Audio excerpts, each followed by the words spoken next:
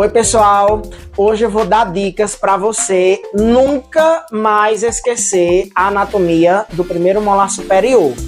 Se você que está aí desse outro lado da tela já chegou a apreciar os outros conteúdos, então gente, se inscreva no canal, dá like, ajuda a divulgar e disseminar a ciência gratuita para todos que precisarem dela, tá? Nos ajuda a crescer. Eu sou Boniek Borges, professor e pesquisador da Universidade Federal do Rio Grande do Norte.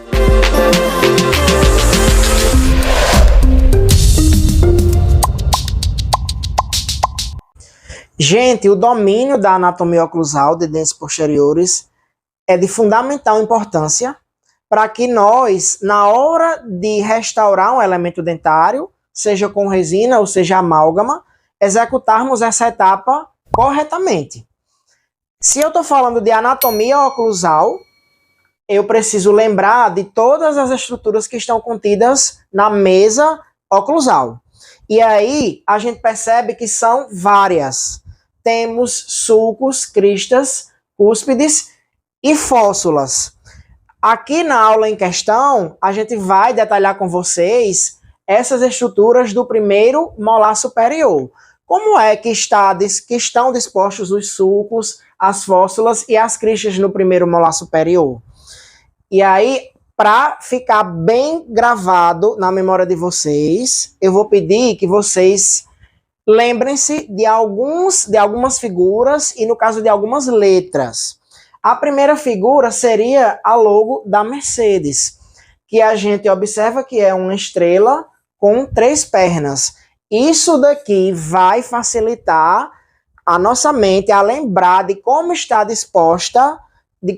dispostos os sulcos, basicamente o sulco central do primeiro molar superior. Além do logo da Mercedes, eu também peço que vocês lembrem-se da letra Y e da letra gama do alfabeto grego. Elas duas também vão nos ajudar a formular e a gravar a disposição do sulco central do primeiro molar superior. Então, como é que é isso? Imagine uma situação em que a gente não tem nada, nenhum resquício de elemento dentário, e nós temos que pensar basicamente assim, do zero a anatomia oclusal desse dente. E aí, vamos, em primeiro lugar, recordar e trazer para cá o símbolo, a logo da Mercedes. Lembrem-se, a logo da Mercedes seria uma estrela de 3 pernas, que se encontram num determinado ponto. Esse ponto onde as 3 pernas se encontram, ele não é no meio do dente. Ele é um pouco mais para distal e um pouco mais para vestibular. Então, por exemplo, seria mais ou menos nesse lugar. Primeira perna, traçando, né, no sentido ocluso vestibular. Segunda perna traçada aqui em direção à distal e a terceira perna em direção à mesial. Então aqui a gente tem o símbolo da Mercedes.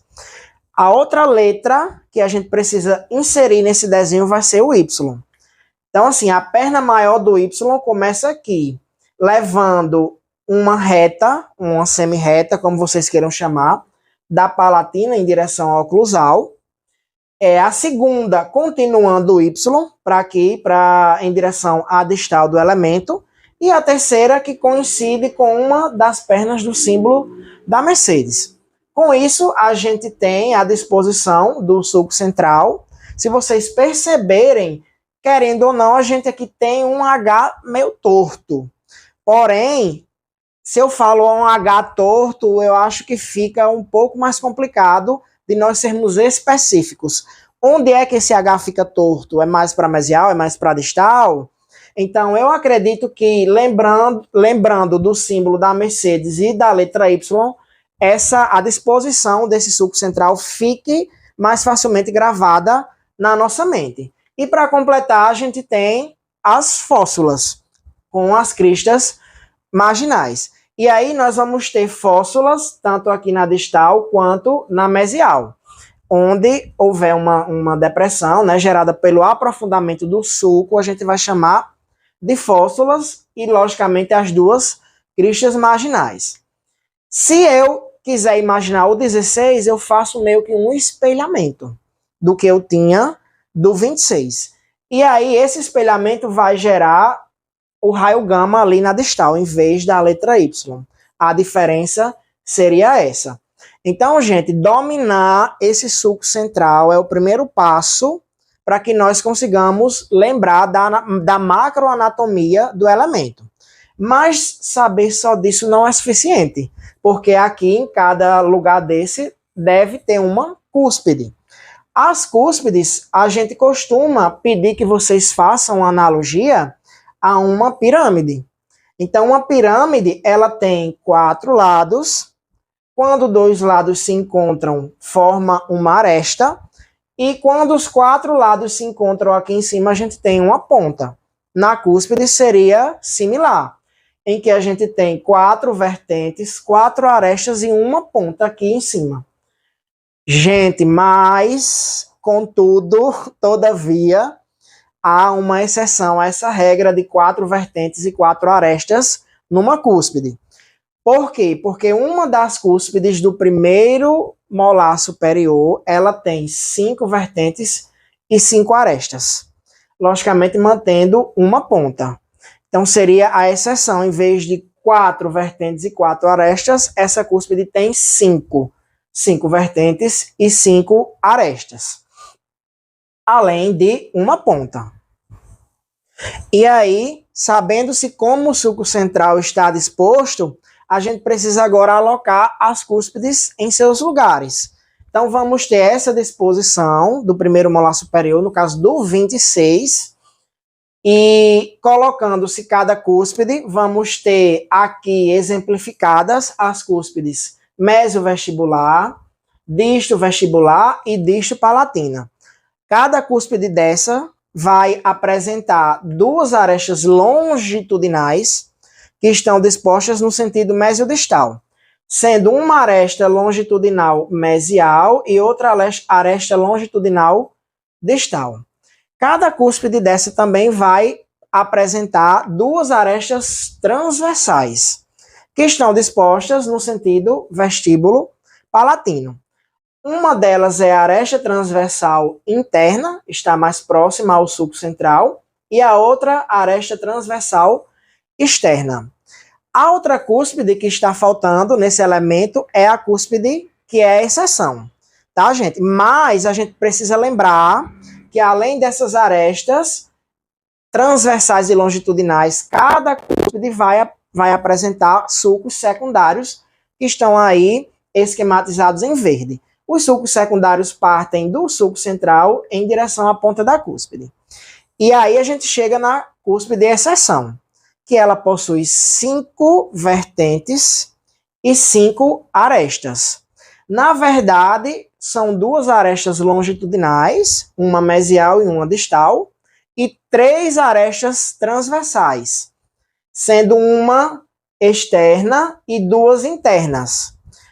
Uma interna distal e outra interna mesial, além dos sulcos secundários que estão em verde.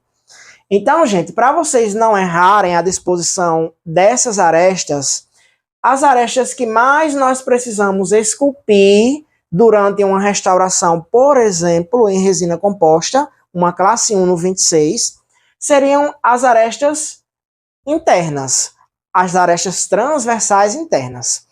E aí, quando a gente vai dispor do incremento de resina composta, nós precisamos recordar a direção delas. É óbvio que aqui existe a ponte de esmalte nesse elemento, ligando a cúspide mesio-palatina a disto vestibular. E aí as arestas transversais internas dessas 2 cúspides, elas continuam, uma se continua com a outra como se fosse em linha reta. A aresta transversal interna da cúspide disto-palatina, ela vai em direção aqui à interseção do Y. E a aresta transversal interna da cúspide mesio-vestibular, ela vai em direção à aresta transversal interna mesial da cúspide mesio-palatina. Então, se vocês lembrarem-se disso, vocês não vão deixar de recordar da anatomia dentária desse elemento, da anatomia oclusal.